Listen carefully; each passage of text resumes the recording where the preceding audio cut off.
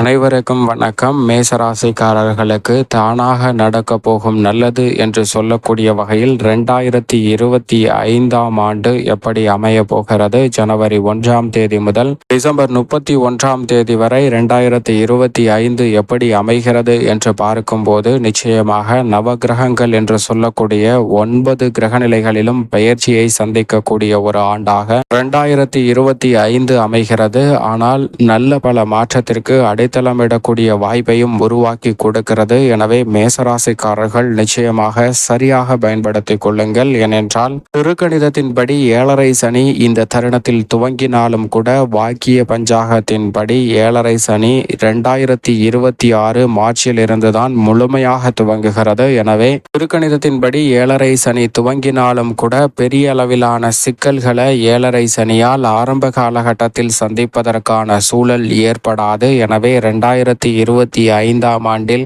7.5 சனி என்று எண்ணி கவலை கொள்ள வேண்டிய அவசியம் நிச்சயமாக இல்லை என்பதை முதன்மையான நல்ல பலனாக நிச்சயமாக மேசராசிக்காரர்களுக்கு பார்க்கப்படுகிறது. சனி விரயஸ்தானத்திலும் லாபஸ்தானத்திலும் சஞ்சரிக்கக்கூடிய இந்த வேளையில் அபரிவிதமான மாற்றம் நிச்சயமாக உருவாகும். பல்வேறு வகையான விரய செலவுகள் ஏற்பட வேண்டும் என்றால் நிச்சயமாக அதன் காரணமாக பெரிய அளவில் செல்வ செழிப்பு இருந்தால் மட்டும்தான் அதிக விரய செலவுகளை சந்திப்பதற்கான சூழல் உருவாகுங்க. எனவே நிச்சயமாக இந்த 2025இல் நல்ல பல அதிரடியான மாறுதல்கள் தாமாக உங்களுக்கு நடைபெறுவதற்கான முதன்மையான யோகம் மேசராசிக்காரர்களுக்கு உண்டு என்பதை திட்டவட்டமாகவும் தெளிவாகவும் துல்லியமாகவும் உறுதிப்படுத்துகின்றன கிரகநிலைகள். அதோடு மட்டுமல்லாது நவ கிரகநிலைகளின் அமைப்பை ஆராய்ந்து பார்க்கும் போது மிகவும் வலிமை வாய்ந்தவரும் ராசிக்கு நட்பு கிரகமாக இருக்கக்கூடிய குரு பகவான் மிக வலுவாக இந்த வருடத்தின் முற்பகுதியில் 2ஆம் இடமாகிய தனஸ்தானத்தில் சஞ்சரிக்கிறார். பிற்பகுதியில் தைரியஸ்தானமாகிய 3ஆம் இடத்திற்குள் நுழைகிறாருங்க.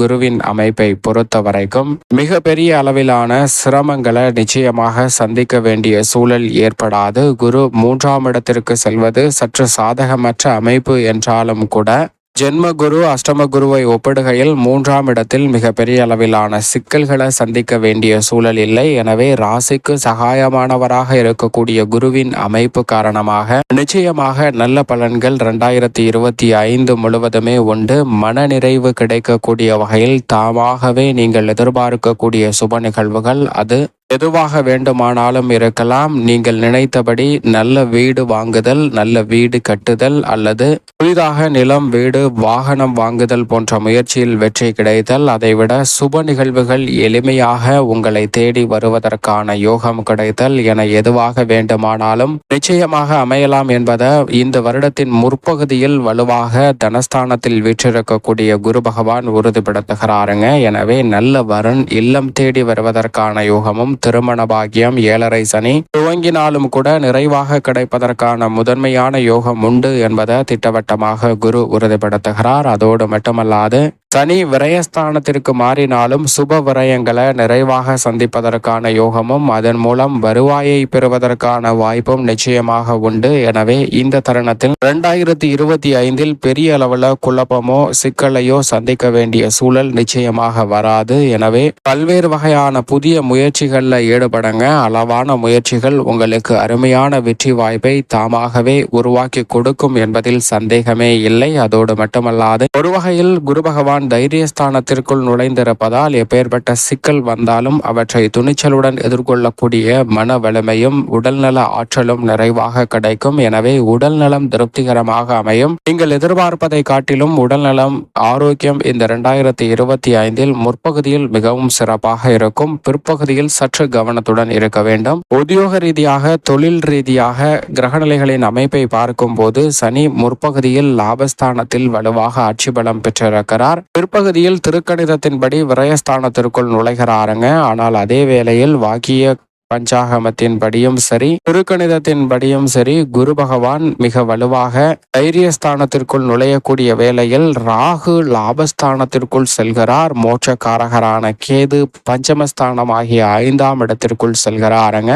சனியின் நட்பு கிரகமாக இருக்கக்கூடிய ராகு கேதுவின் அமைப்பு மிக நல்ல மாறுதலை நிறைவாக அள்ளி கொடுக்கக்கூடிய வாய்ப்புகளை உருவாக்கி கொடுக்கிறது. எனவேதான் மேசராசிக்காரர்களுக்கு சிறிதளவும் தயக்கமின்றி உத்தியோக ரீதியாக நல்ல வாய்ப்புகள் உற்சாகத்தை அதிகரிக்கக்கூடிய வகையில் நிச்சயமாக அமையும். இந்த வருடத்தின் முற்பகுதியில் நிரந்தர வேலை வாய்ப்பும் நிரந்தர வருவாயை பெறுவதற்கான சாத்தியக்கூறுகளும் நிச்சயமாக தாமாகவே மேசராசிக்காரர்களை தேடி வருவதற்கான யோகத்தை லாபஸ்தானத்திற்குள் நுழையக்கூடிய ராகுவும் லாபஸ்தானத்தில் ஆட்சி பலம் பெற்றிருக்கக்கூடிய சனியும் நிறைவாக அள்ளி கொடுக்க போகின்றனர். சரியாக பயன்படுத்திக் கொள்ளுங்கள். அதோடு மட்டுமல்லாது எதிர்பார்த்து காத்து கொண்டிருக்கக்கூடிய இடம் மாறுதல், ஊதிய உயர்வு, பதவி உயர்வு, நல்ல வேலை வாய்ப்பு என அனைத்துமே இந்த தருணத்தில் சாதகமாக அமைவதற்கான சூழல் நிச்சயமாக உண்டுங்க. அதே சமயம் தொழில்துறை வியாபாரத்துறையில் திருக்கணிதத்தின்படி விரயஸ்தானத்திற்குள் சனி நுழைந்திருப்பதால் புதிய முதலீடுகளை மேற்கொள்ளும் போது மட்டும் அதிக திட்டங்களை மேற்கொள்ளுங்கள். திட்டங்களையும் யூகங்களையும் வகுத்து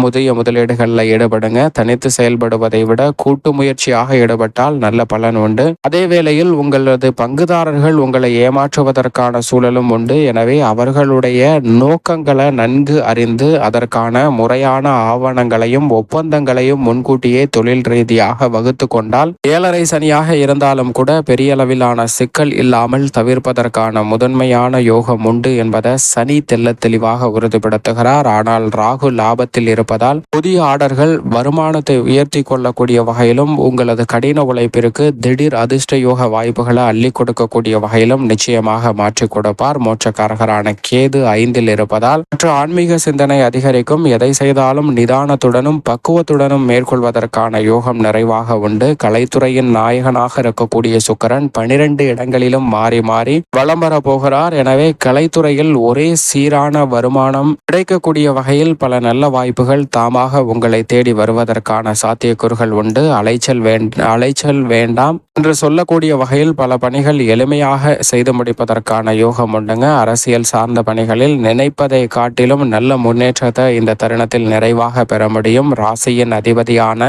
செவ்வாய் இந்த வருடத்தின் துவக்கத்தில் நீச்சம் பெற்றும் வக்ரம் பெற்று சஞ்சரித்தாலும் கூட அதற்கு பிறகு பஞ்சமஸ்தானம் 6 என வலுவாக சஞ்சரிக்க போகிறாருங்க. இந்த வருடத்தின் முதல் 2 மாதங்களை தவிர்த்து பின்னர் வரக்கூடிய தருணங்களில் மிக வலுவாக ராசியின் அதிபதியான செவ்வாய் வலம் வர போகிறார். எனவே புதிய நிலம், வீடு, வாகனம் வாங்குவதற்கான யோகம் நிறைவாக உண்டு. விவசாயத்திற்கு தேவையான அடிப்படையான வசதிகள் எந்தவிதமான குறைவும் இன்றி நிறைவாக கிடைக்கும். வித்யாகாரகரான புதன் 12 இடங்களிலும் வலம் வர போகிறார். எனவே எதிர்பார்ப்பதை விட நல்ல மாறுதலை இந்த தருணத்தில் நிச்சயம் சந்திப்பதற்கான யோகம் உண்டு. பிதுர்காரகன், மாதுர்காரகன் என்று சொல்லக்கூடிய சூரியன் சந்திரனின் அமைப்பை பொறுத்த வரைக்கும் சூரியன் 12 இடங்களிலும் வலம் வர போகிறாருங்க. சந்திரன் 12 இடங்களிலும் 13 அல்லது 12 முறை வலம் வர போகிறார். இப்படி மாற்றம் அதீதமாக இருப்பதால் இந்த வருடத்தில் பல்வேறு வகையான திடீர் வாய்ப்புகளுக்கும் சிறந்த மாற்றங்களை சந்திப்பதற்கான சூழலும் உண்டு. சரியாக பயன்படுத்திக் கொள்ளுங்கள். மேலும் இந்த வருடத்தை மிக சிறந்த மகிழ்ச்சிகரமான வருடமாக மாற்றிக்கொள்வதற்கு நிச்சயமாக மேசராசிக்காரர்கள்